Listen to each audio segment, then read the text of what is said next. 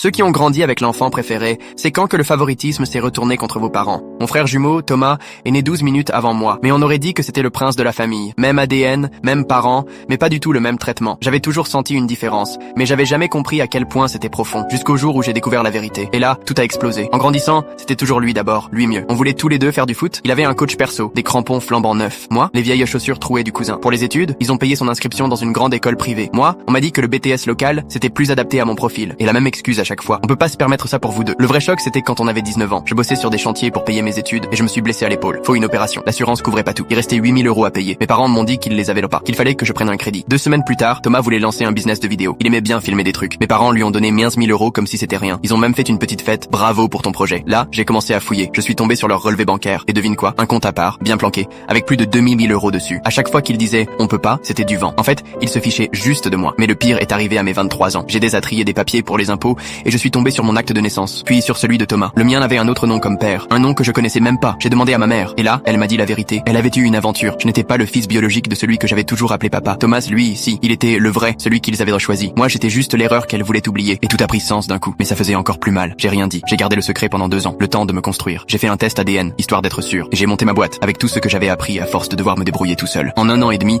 je gagnais plus que ce que mes parents avaient jamais touché. Pendant ce temps, Thomas jouait toujours au photographe du dimanche. Son entreprise, un désastre. Il a cramé les 15 000 € en 6 mois, a acheté du matos hors de prix qu'il savait même pas utiliser. Puis il a demandé encore de l'aide. Ils lui ont filé 2 000 de plus. Échec total. Et comme si ça suffisait pas, il s'est mis au poker en ligne. Résultat, 5 000 € de dette. Et là, qui est-ce qu'ils ont appelé? Moi. C'est là que j'ai décidé que c'en était fini. Le soir de ses 20 ans, toute la famille était réunie. Je me suis levé pour porter un toast. J'ai remercié mes parents. Vraiment. Merci de m'avoir appris à me débrouiller en me traitant comme de la poussière pendant 26 ans. Puis j'ai sorti les papiers. Le test ADN. Les relevés de leur compte secret. Une liste de tout ce qu'ils avaient redonné à Thomas, comparé à ce qu'ils m'avaient laissé. Silence total. Personne parlait. Les oncles se sont regardés. Ma grand-mère avait les larmes aux yeux. Et là, j'ai balancé que les dettes de Thomas, c'était plus mon problème. Que ça avait toujours été à eux de sauver sa peau, alors qu'ils faisaient n'importe quoi. Je suis parti. J'ai jamais reparlé à aucun d'eux depuis ce jour. Thomas a perdu son appart. Il est retourné vivre chez eux. Mon père a demandé le divorce après 28 ans de mariage. Et ma mère, elle a dû se trouver un vrai boulot. Pour la première fois de sa vie.